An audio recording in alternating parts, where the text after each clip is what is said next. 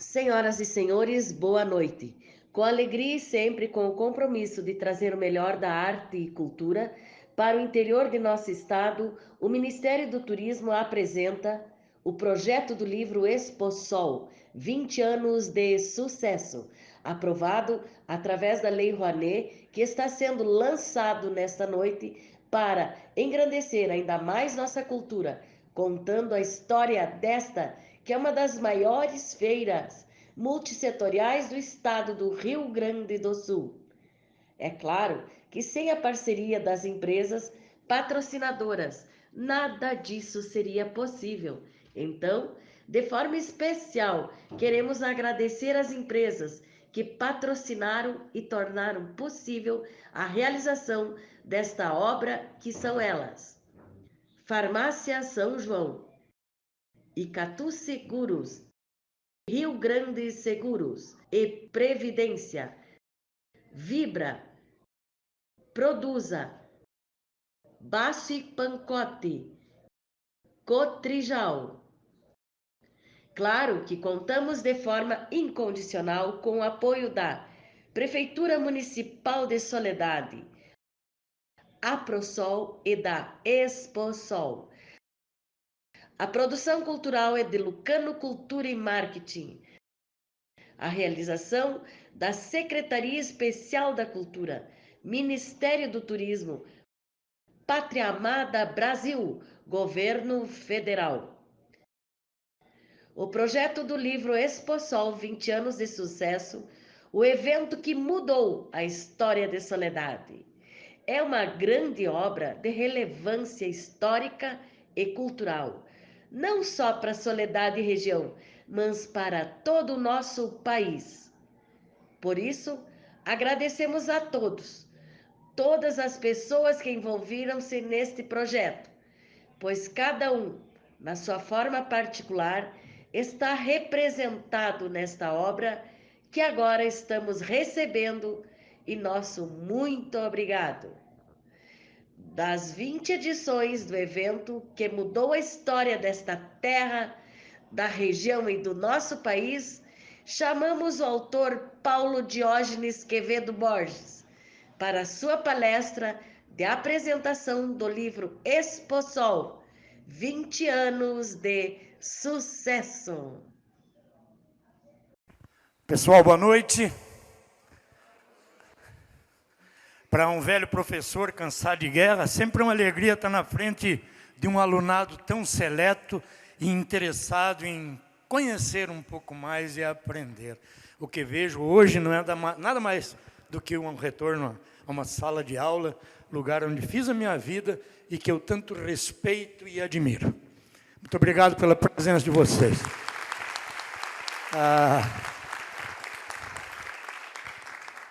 Confesso, não tem como evitar a emoção de ouvir Serenata dos Cristais, que faz parte do disco do Garimpo da Tradição, uma das precursoras, de ver a poesia que a gente fez em 2010, para comemorar os 10 anos, sendo magistralmente interpretado por esse grande artista solidadense, nosso confrade Pablo, que mexeu com o coração da gente.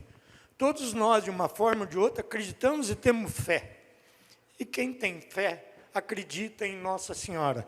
Seja ela vestida de pedra, de bicos ou de pranchas, seja ela vestida de soledade, de solidão, das dores, todas são Nossa Senhora, Mãe de Deus.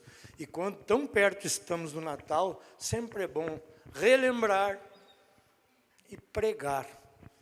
Cristo vive, nasce todo ano e tem que estar no coração das pessoas, onde o ódio não deveria ter lugar, mas a amizade, a compreensão e o companheirismo, que nos levou, eu falei tudo para dizer, que este maior patrimônio material que Soledade tem hoje, que pode sim, se quiser, ser traduzido em ativo até financeiro, tamanho é o seu alcance. Ele só foi construído porque teve a união, teve a compreensão e teve a humildade de alguns que, em prol de um interesse maior, tiveram que até se moldar, até de ceder um pouco, para que o objetivo coletivo fosse alcançado.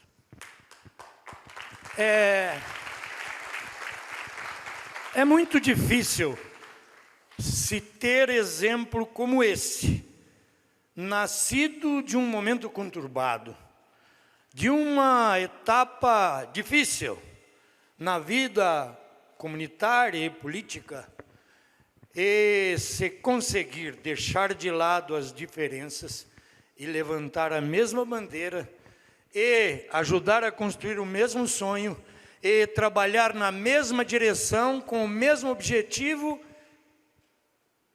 e conseguir. O milagre motivado pela união, motivado pelo trabalho, pela simplicidade e humildade, mas, acima de tudo, porque todo mundo pegou junto. A Exposol existe por isso. A apresentação já me facilitou bastante, o palco já facilitou também, mas eu tenho algumas obrigações a fazer, porque trabalhei muito nesse projeto, e pelo menos algumas coisas que ainda não são do conhecimento, talvez sejam para os que são mais letrados e que buscam mais a história, que a gente gosta tanto, mas muita gente já não tem a mesma admiração, porque a tecnologia, a modernidade nos leva para outros campos. Hoje já temos uma série de outras coisas, e normalmente o livro, a revista, o escrito, né, ele fica na sua jornada continuada. Sempre vai existir. Sempre seremos dependentes da escrita. Sempre seremos dependentes do livro. Sempre seremos dependentes dos jornais, da parte gráfica. E aqui também, na busca, se viu muitas coisas de que as pessoas, talvez, principalmente os mais novos, ainda não tenham se adonado. Como, por exemplo, Soledade sempre quis fazer uma festa grande. Isso começou lá de muito longe.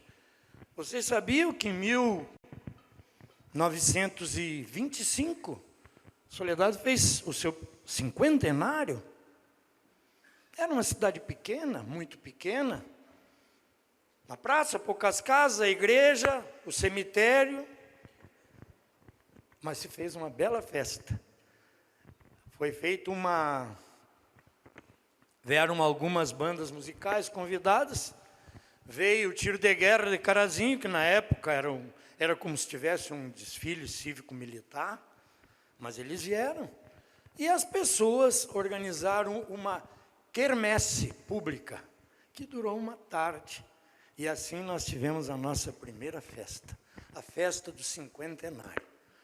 Logo depois, foi passando o tempo, a cidade foi se organizando em seu centro, as mudanças culturais foram se processando, a nossa presença luso-açoriana majoritária começou a ter a miscigenação, e graças a Deus que teve, de outras etnias, alemães primeiro, italianos, tivemos aqui espanhóis, franceses, tivemos dezenas de outras etnias, umas maiores, outras menores, mas que todas contribuíram para que Soledade crescesse. E assim que o tempo passou, depois de 1925, com o cinquentenário, alguns anos passaram, olha, Soledade começou a querer ter a sua festa, como os outros faziam. E assim tivemos, aí manifestado através das devoções populares, as famosas festas do Divino, né, os Santos Reis, recolhimento das almas e outras coisas que os nossos pesquisadores recolheram. Até que nós chegamos a uma coisa que surgiu sem uma produção artística, sem uma coordenação muito a fundo, mas surgiu empiricamente da vontade do povo e daquilo que era a nossa tradição. De repente, nós nos vemos envolvidos por um grupo de jovens que desafiaram os mais velhos, eram todos do CTG, mas resolveram fazer diferente, queriam fazer uma tal de Semana Farroupilha, e os mais velhos não queriam que fosse dentro dos salões, e eles vieram para a praça. Montaram uma barraca de lona e 8 dias ficaram, talvez alguns aqui dentro ainda tenhamos alguns remanescentes, daqueles que por volta de 65, 66, fizeram de forma empírica, sem planejamento e sem nada, a primeira Semana Farroupilha, que chamou a atenção de todo mundo. Mas o que é isso? Ser gurizado, só querem saber de cantar, tocar violão, comer churrasco e carne, né? E como é que fica os CTGs e coisa. Bueno, verdade que no segundo ano os CTGs, não, vamos fazer essa tal de semana, mas vamos para dentro do CTG. Conversar, dialogar, não foi no primeiro, mas logo depois conseguiram se unir e criar a Semana Farroupilha. No meu modesto entendimento e na pesquisa da sequência, coloco a Semana Farroupilha como o segundo festejo que deu importância naquilo que se buscava. Isso se prova com a Bulichada na praça, que foi numa das Semanas Farroupilha, onde se construíram, de costaneiras, pequenos espaços comerciais onde as empresas vendiam seus produtos, afinal, culturalmente, né, culinária, pastel, não de carreira, mas de consumo, mas tinham as lojas que já vendo naquilo e manifestando seu empreendedorismo, já começaram a vender nas bulichadas da praça. Na minha modesta contribuição em busca histórica, entendo de que a bulichada é um dos precursores também do movimento. Depois, mais organizado e com o tempo passado, se pensou, se criou já um Conselho de Cultura, talvez não na estrutura que tem hoje, mas pelo menos um grupo já se reuniu e, através dele, se criou o Projeto Cultura. Esse projeto, o município encampou na gestão do seu Ivisten, quem coordenou foi o professor Paulo Pedroso, e que trouxe à Soledade as maiores expressões culturais da época. Tivemos aqui balé de Brecht, nós tivemos aqui cantores, nós tivemos o Grupo Muripaz, nós tivemos Caverá. Foi um espetáculo extraordinário lá no nosso único espaço da época, que era o ginásio de esporte do Parque Centenário, né, onde tudo acontecia. Só que o ginásio de esporte tinha 300 metros. Ou seja, cabia, quando muito, 150, 200 pessoas acomodadas, fazendo um esforço, vamos colocar 300, 400. Era impossível de fazer qualquer coisa. Mas ele abrigou. Como deu algumas... foi muito bom, foi um grande sucesso. Mas se queria mais. Então, do garimpo da tradição, saiu o garimpo da canção. O garimpo teve duas etapas, tradição. Uma com o Paulo Pedroso e outra com José Flores, que como presidente do Vaquenos da Cultura, e o Vaquenos estava com grande sucesso, fez o segundo garimpo. Bom, parou o garimpo da tradição, mudou o formato social e político e entenderam de fazer o garimpo da canção, que foi bastante trabalhado, foi um problema, né? Mas aqui se reuniram a constelação de artes do Rio Grande do Sul. Estiveram aqui os maiores artistas. E as músicas, essas, como vocês assistiram aqui, Serenata dos Cristais, foi uma dos seus expoentes. Mas todas elas, sem exceção, são peças raras da música do Rio Grande. Isso foi no garimpo da canção. Passando mais um pouco, né? Eu estou dando os precursores. Tivemos mais algumas festividades no parque. Tivemos competições esportivas, tivemos, né? Mas eu me passei. Eu tenho que falar naquele que foi o primeiro e o mais importante, que é o nosso centenário, que foi a origem do próprio parque. Viu como eu me passei? A gente não seguindo um roteiro, a gente pode ser traído pela memória. E aqui eu rendo a minha homenagem ao visionário prefeito Rui Ortiz, que enfrentou terríveis dificuldades políticas na época para fazer prevalecer a sua vontade de criar uma festa grande. E isso só aconteceu, e aqui tem muitos testemunhos que viveram naquela época, porque, mais uma vez, muita gente deu um passo atrás. Muita gente deu um passo atrás, politicamente. Mas um objetivo maior foi encontrado e as pessoas também concordaram, algumas não, porque tinham uma visão e não concordaram. Mas ainda assim, diz, não, eu não vou dar colher de chá, eu saio de lado e daí faço, depois eu volto. Não foi por maldade, foi questão de coerência política, a gente respeita, não digo o nome, mas a maioria das pessoas sabe de quem eu estou falando. E o doutor Rui, com a ajuda de muitas pessoas, aí tem a comissão do parque, aí tem a comissão do boi, que são as entidades tradicionalistas que arrumaram dinheiro, cada fazendeiro deu um boi, venderam os boi para fazer as cercas, pavilhão de remates, porque o CTG, o Sindicato Rural, em 1972 já fazia remates. Curiosamente, esses remates chamavam Exposol, 1972. E a gente tem os cartazes originais da época. Propaganda que a gente vendeu quando iniciamos a vida vendendo propaganda. Criação do Fernando Rocha, do saudoso Elinho Teixeira e do Dagoberto. Eles lidavam com Chilks Crime e a gente vendeu 19 cartazes para o sindicato. Exposol, 1972, festa e remates de animais. Bueno, aí veio o centenário. E o centenário, com todas as dificuldades que teve, que a maioria dizia que não ia sair, acabou saindo.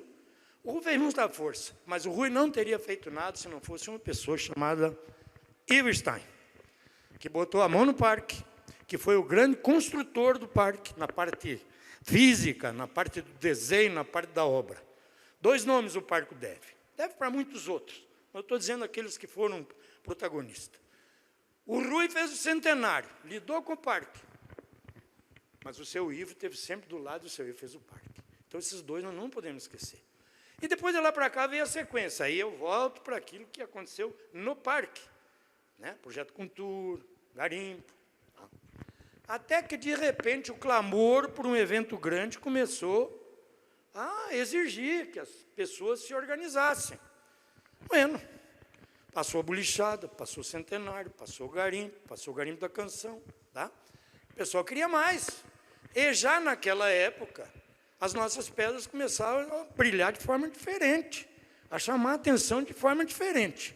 Porque na primeira fase, no princípio do século, era só para a Alemanha. Depois foram para outros destinos, foram ganhando o mundo, Itália, França, depois os Estados Unidos e outros mercados. Mas no começo, era muito lá. Então, como as pedras começaram a sair para o resto do mundo, eles entenderam de que estava na hora de se pensar em fazer uma festa. E começou a se discutir a festa das pedras, a FENAP, festa das pedras preciosas e tal. Essa briga foi longe, mas tinha gente que pensava mais seriamente. Né? Então, aí a história começa a ser mais contemporânea. E agora, se eu errar, eu morro a língua, porque estão perto de mim aqueles que foram protagonistas. E se por acaso eu deslizar, me corrijam. Tem toda a liberdade, porque não é intencional. É só por esquecimento ou coisa dos 70 anos que às vezes nos obriga. Bem, o município teve nova postura política, nova escolha, e, de repente, assumiu o prefeito Hélio Lodge. E tinha uma outra visão, uma visão diferenciada. E, numa das reuniões do Sindipedras, numa das conversas com o pessoal das pedras, o Orlando, que está aqui presente, que é o homem Exposol, está desde o começo, participando de tudo. O Orlando, o Hélio desafiou o Orlando. Nessa reunião, que teria sido realizada, que foi realizada, numa janta no Itália, estava presente o saudoso Ivanir Lodge, que tem uma história e uma presença fantástica, o seu irmão Dênico, e o Hélio, o Ivanir, e o Hélio desafiou, está na hora de vocês se organizarem nas pedras, e vamos fazer uma festa de pedra, né? Uma festa grande, uma festa que chame a atenção. Teria, então, o Orlando, segundo os relatos, que são depoimentos gravados, teria dito, bom, fazer uma festa internacional, festa grande, precisa de espaço. Se tu construir um ginásio de 300, mais de 300 metros para as pedras, porque só tem um de 300 metros, tu fizer um de 300 metros para as pedras, nós fizemos a festa das pedras. E o Hélio disse, não, está feito. E daí fez 1.350 metros. Aí desafiou o nosso amigo Jorge Lima, que está aqui, que era o secretário da Indústria e Comércio na época, e botou o Jorge na obriga de pegar e fazer as formalidades legais, organizar, formatar. E eu sei, porque conversei com o Jorge, ele me deu por escrito também, as dificuldades que ele teve, tanto na questão da formatação, na organização, né? Na questão da publicidade, ou seja, fazer alguma coisa que nunca tinha sido feita. Quando a gente pega o baile andando, é um pouquinho mais fácil, não que seja fácil, porque as dificuldades continuam. Mas o Jorge, nesse aspecto, tem que ter o nosso aplauso e o nosso reconhecimento, o nosso muito obrigado, porque ele foi o presidente da primeira, foi o organizador da primeira feira. E o fez com eficiência, com recursos mínimos, com patrocínios poucos, e, evidentemente, com espaços também pequenos. A primeira, a Praça da Alimentação foi um espaço contratado de lona lá fora, né? A maioria dos espaços eram fora. A própria a Comissão Central na verdade, era um barraco contratado de lona. Ou seja, as instalações que a gente tinha eram aquelas. Com o desafio aceito, com a coisa organizada, o Hélio pegou e fez um pavilhão de 1.350 metros. Quando ele fez 1.350 metros, ficou mais fácil, né, Jorge? Aí a segunda festa já tomou outros ares. Ou seja, já se tornou uma festa grande. Eu estou fazendo esse histórico, pessoal, vou acelerar, porque senão eu vou longe. Isso aqui precisava de muito tempo, mas eu sei que eu tenho tempo limitado, e o pessoal da Lucane, que fiscaliza o horário da Lei Rouanet, para mim não fazer nem menos e nem mais, dá com poucas missões para mim parar. Bom, aí fizemos a segunda, né, Jorge? Aí a indústria e comércio, que também está aqui os representantes, poxa, mas se as pedras têm um pavilhão para fazer a sua feira, como é que a indústria e comércio não tem? Nós vamos ficar fazendo lá no ginásio pequeno de 300 metros? Aí pediram também mais 300 metros. O Hélio fez mais 1.350, ou seja, em 2 pavilhões ele fez, e a indústria e comércio passou para lá e tem toda a estrutura. Bueno.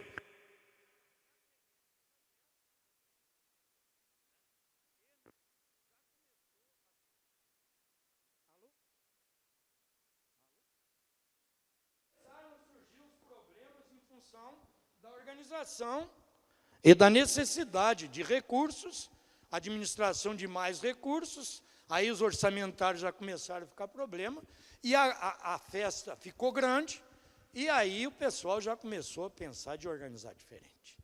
2003, 2004? Em 2003, ou seja, na terceira festa, já se teve a noção exata de que precisava ter uma instituição, uma entidade que fizesse esse gerenciamento da festa. E por isso, 2004, né, foi criada a nossa APROSOL, cuja gestora, a professora Maria Arlinda Daroit, que pensou, que formatou, que organizou, primeiro a APROSOL, depois teve sequência, como gestora, e como coordenadora da festa e tudo. Mas eu também peço uma salva de palmas para Maria Arlinda Daroit, que é uma das responsáveis pelo sucesso da nossa ExpoSol, como mentora da APROSOL, e depois, na sua sequência política, teve vários desdobramentos.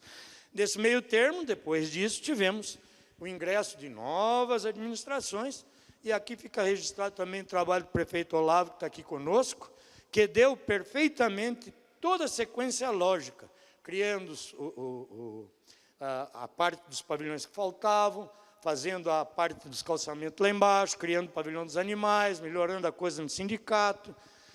E eu não vou, digamos assim, colocar essa sequência, senão precisava 20 anos, eu gasto 3 horas. Então, quero, através do prefeito Olavo, que foi um dos protagonistas também na questão da construção inicial, e eu quero que esse aplauso também sirva para o prefeito Catani, que está aqui, para o prefeito Cainelli, para a prefeita Marilda, para o prefeito Paulinho Triques também, todos os nossos administradores, que, de uma forma ou de outra, eles colocaram dentro das suas possibilidades e das suas formas um tijolo que fosse, mas eles colocaram. Então, eles também são protagonistas e assinaram essa obra extraordinária. Bueno, já organizado, já grande, né? A organização da APROSOL, a gestão organizada, isso chamou a participação das instituições da cidade, da universidade, dando um outro caráter cultural também, estrutura tecnológica, a questão da pesquisa. E a ExpoSol foi ganhando corpo. A cada ano que passou, cada um acrescentou um pouco, e aumentamos, conta um conto e aumenta, Conta um conto e aumenta um ponto. Foi isso que a Exposol fez, a gente vai contando e aumentando. E a Exposol se tornou grande, se tornou muito grande, atraindo para si os olhos do mundo. De repente, aquela pequena evento que a gente sofria para fazer, ela ganhou uma proporção muito gigantesca, muito grande. De repente, a gente viu que o nosso setor de pedras já não era mais só poucas fabriquetas. De repente, a gente se viu com 200, 300, chegamos a ter 547 cadastrados lá na prefeitura, no tempo do seu Ivo, quando se trouxe o pessoal de Porto Alegre para fazer a questão a escola do Senai e as outras. Bueno, feito isso, eles começaram a viajar. Os empresários começaram a ver o mundo.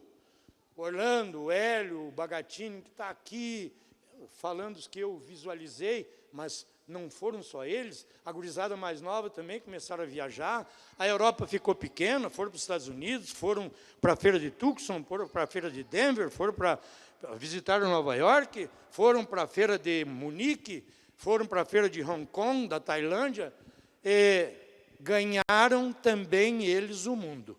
E na medida que a gente viaja e abre os olhos, a gente vê como são as coisas. E com essa visão aprimorada e futurista, eles transformaram também a nossa pequenez em grandiosidade. De repente, nós mesmos já enchemos o peito e dizemos, não, para lá, nós também temos uma grande festa. E nós temos que incluir essa festa no calendário das feiras do mundo inteiro. E isso foi feito. E nós, durante muito tempo, fomos ganhando espaço. Na obra que a gente coletou, e a gente teve um trabalho enorme, porque o nosso projeto já foi feito há algum tempo, e a gente talvez tivesse pensado diferente, mas só que a Lucano conseguiu aprovação para nós não podemos mais intervir. E a gente tinha um prazo reduzido, de menos de 6 meses, para fazer a obra, ou se não vencia o prazo, nós acabava. Então, nós fizemos o milagre, porque só o trabalho que nós fizemos, que foi uma proposta que a gente trabalhou junto, desde o tempo das discussões com o Jorge, se vamos fazer, e se a gente materializar, se o Jorge conseguir organizar, se o pessoal se unir e fizer, a Folha fez uma promessa, que ela faria uma revista por dia durante 20 anos. E nós fizemos uma revista por dia durante 20 anos. Nós temos hoje mais de 1.500 páginas impressas. Essas páginas teriam que estar todas no livro. Só que o projeto não permite isso e realmente teria que ser uma coisa. Mas, de qualquer forma, estou prestando homenagem ao pessoal da Folha, meus companheiros, meus colegas, que nos deram essa base textual fundamental para que a gente tivesse esse material, que a maioria está no livro. E aproveito essa oportunidade para fazer um registro importante. Importante da importância, aí pesou. Esse registro importante da participação da imprensa local.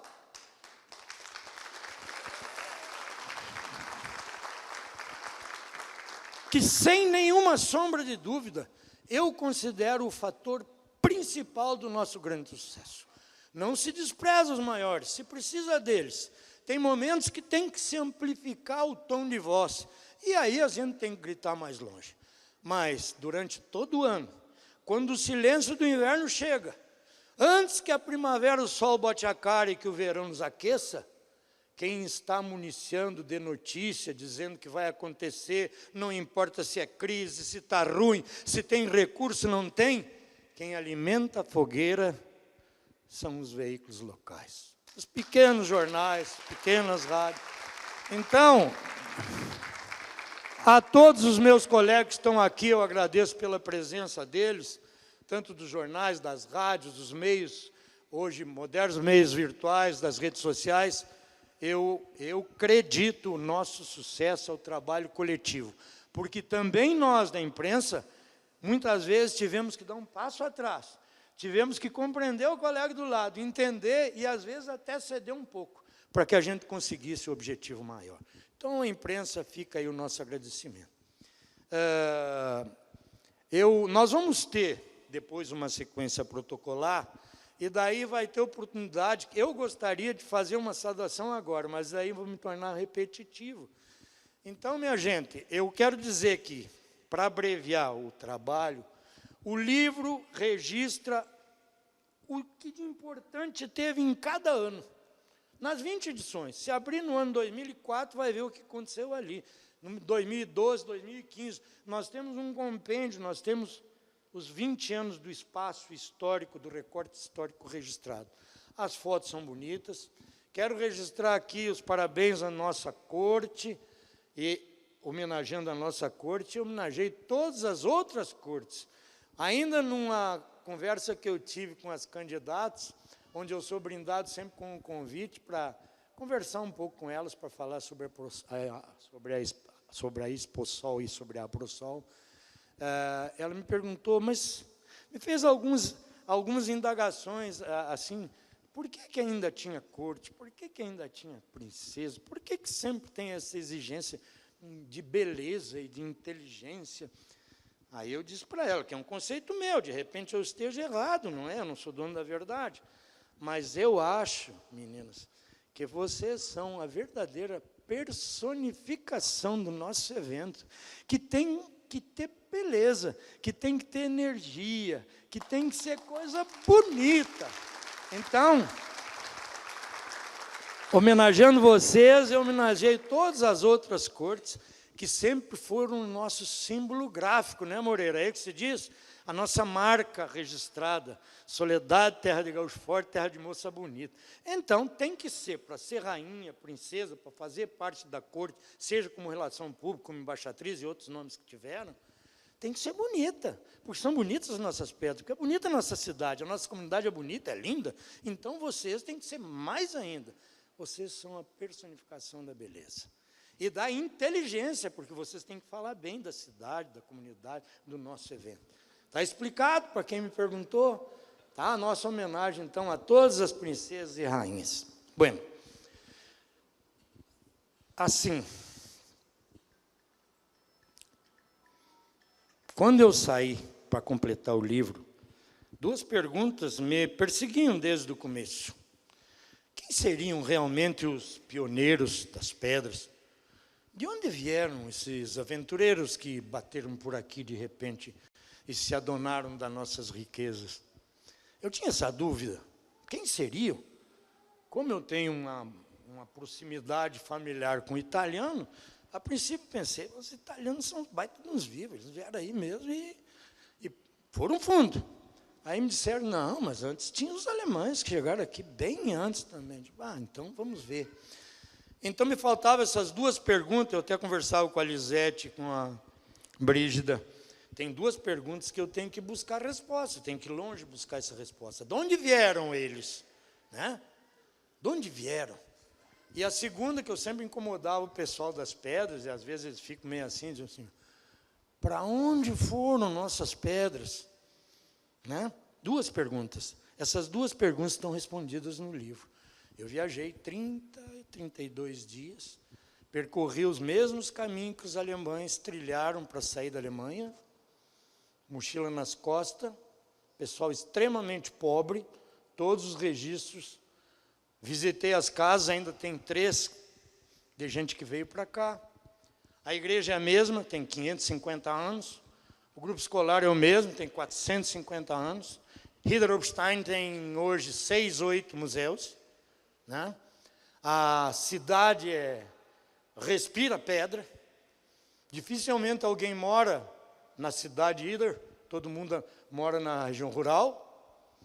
E eu fui muito bem recebido por uma pessoa maravilhosa, que tem ligações com a família Borer, com a família Pitt, aqui do São Sebastião, que é conhecido de muitos, amigo do Olavo, amigo do seu Carlos Hoffmann, do seu Gustavo. Ele é da família Borer. E daí, reunindo aquilo que já se tinha de pesquisa, de que o primeiro inventário, por volta que a professora Lisete pesquisou e tem, inclusive está citado no livro Trabalho da professora Lisete, da primeira requisição de herança dos alemães do Lagoão,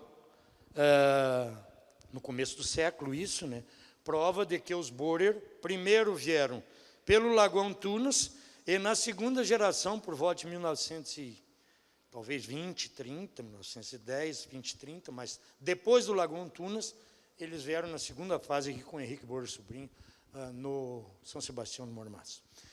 Os italianos chegaram aqui por volta de 1940, 50, alguns começaram o trabalho, e aí entra, sem fazer injustiça, mas com muita justiça, o trabalho que o Egídio Dal Santo, que é italiano, mas que era uma pessoa diferenciada, correu o mundo, pesquisou, construiu as primeiras máquinas, teve Eder Oberstein, é amigo, o Júlio falou nele, falou na Johnny, pessoas assim que... Meu sogro, Eugênio Giovanello, foi o primeiro, talvez o que mais divulgou as Pedras de Soledade, durante o período das feiras, esteve em todas as feiras nacionais, levando a coleção que se chamava Coleção Eliane, que é o nome da minha esposa, e o senhor Eugênio levou para FENAF, FENAC, FENAL, FENAF, Teófilo Otoni, até peças foram na exposição da Bélgica, segundo ele. Foi visto por 5 presidentes da República, tinha muito orgulho de mostrar as fotos dos presidentes visitando as Pedras de Soledade, tinha um cartaz, Pedras de Soledade, isso no ciclo de 1960, 70. Se nós for ver, chegaram os Lodge em seguida, a família já está na 5ª geração do José Amélio, né? E a grande maioria pegou bem, aprendeu bem, porque todos seguem, e bem, graças a Deus, que assim seja e prossigam. Aí temos outros também, no interior também tinha os italianos. Enfim, pessoal, a história é lindíssima. Eu vou cortar um pouco e vou dizer do orgulho que tive de visitar Eder Oberstein, de visitar a Alemanha de cruz, ou seja, de leste a oeste, de lado a lado, de conhecer as cidades que eu busquei para ver, primeiro de onde vieram as pedras, e depois para onde foram nossas pedras. De onde vieram foi fácil, porque eu tive ajuda, me ajudaram, a gente pôde fotografar os locais, visitar os locais e tal. Para onde foram foi um pouco mais difícil.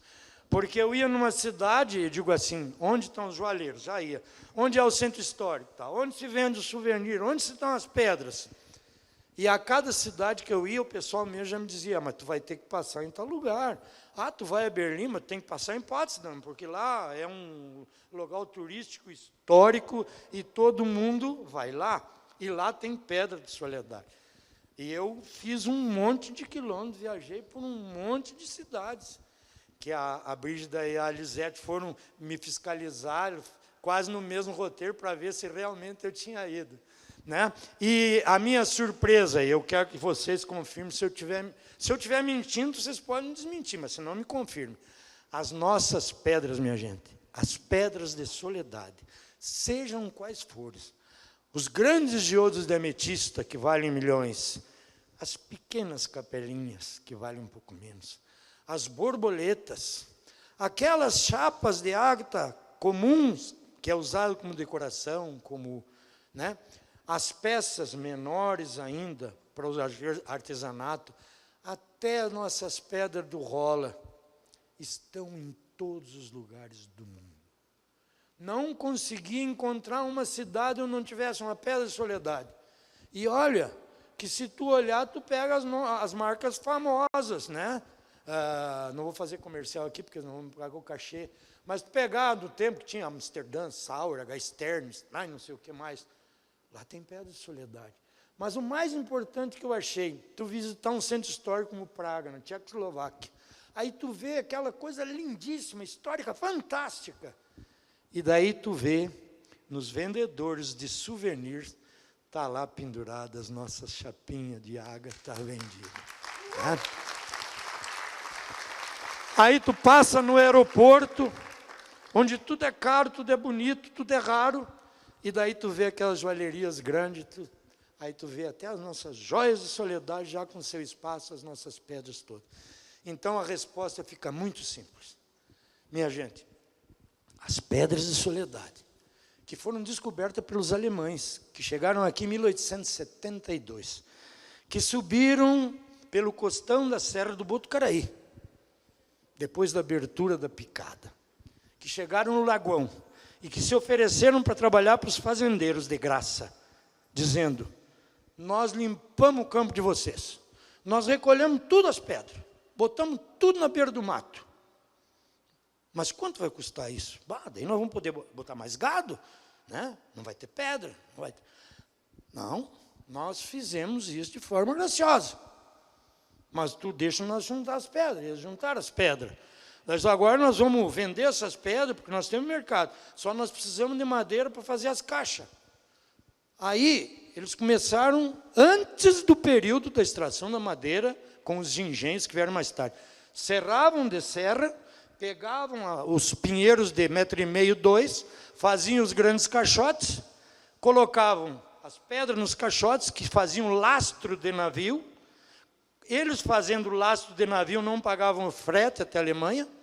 Eles pegando a madeira e dos engenhos, eles não pagavam confecção de nada. E o mais importante, aí a cabeça. Cada $1.000 de pedra, eu estou falando um dado hipotético, mas só para dar um exemplo. Cada $1.000 de pedra, num caixote que era mandado para a Alemanha, que não custava frete porque é de lastro, eles vendiam a caixa por 50 mil. Porque era madeira de altíssima qualidade e Ida Oberstein era a grande produtora de móveis para reis e rainhas. Vejam só, ganhavam na madeira, ganhavam na pedra, ganhavam no brick e não pagavam frete. De repente o pessoal começou a querer, entrou os engenhos, vamos parar com os engenhos. Aí os alemães desceram e foram visitar os charqueados. O que vocês fazem do couro? Bom, o couro tem que dar um destino, tem uns que a gente vende, mas a maioria não, porque se mata milhares de cabeças por dia. Nós damos fim nos couros para vocês. Sim, mas e quanto vai? O que vocês vão fazer? Quanto vai custar? Não, nós não cobramos nada, mas vocês têm que nos dar tudo. Aí o que eles faziam? Chegavam a usar 500 couros de boi para fazer um bag. Hoje o nome é bag, né, Gilberto? Bag. Para fazer um bag de couro nativo e botavam pedra ali dentro. Da mesma forma, Ida Oberstein é grande produtora de calçado de qualidade, caríssimo de marca. Chegava o couro lá, 500 couro puro, com ágata dentro. O couro valia 50 mil, 1.000 era de ágata. Esse foi o começo. Daí pergunto, mas como que enriqueceram tão ligeiro assim? Já subiram a serra, começaram a trabalhar, já ficaram ricos aqui. As pedras ajudaram bastante. Mas os pinheiros e os couros também, eles ganharam bem mais. É só para ter uma ideia, assim, pessoal, do que a gente conseguiu ver lá, nesta origem, que foi trabalhosa. Todo mundo trabalhou, todo mundo cansou, todo mundo teve um esforço enorme. A verdade é que hoje, eu afirmo com segurança, e testemunhei com os meus olhos, e tem outras pessoas que anualmente fazem isso e vê. Nós fomos muito longe. Isso nos deixa alegre e feliz. Soledade hoje está no mundo. Soledade é, sim, a capital das pedras preciosas. E a nossa Exposol é hoje o nosso maior patrimônio imaterial. Não tem dinheiro que pague. Conceito não se compra, não se vende. Se adquire, tem formas, não é por dinheiro. Mas assim mesmo dá para valorizar, dá para valorar, dá para saber quanto vale. A nossa Exposol é um grande sucesso. Nós estamos no mundo, nos 5 continentes. E isso tem que orgulhar a todos nós, cada um de nós, porque todos nós colocamos um tijolinho nesta grande construção que eu chamo de construção coletiva. Viva a nossa Exposol, que muitas outras venham e que nós possamos continuar fazendo o nosso trabalho no setor que nós estamos, querendo cada vez crescer mais. O crescimento é de todos. Nós não estamos sós, nós estamos acompanhados.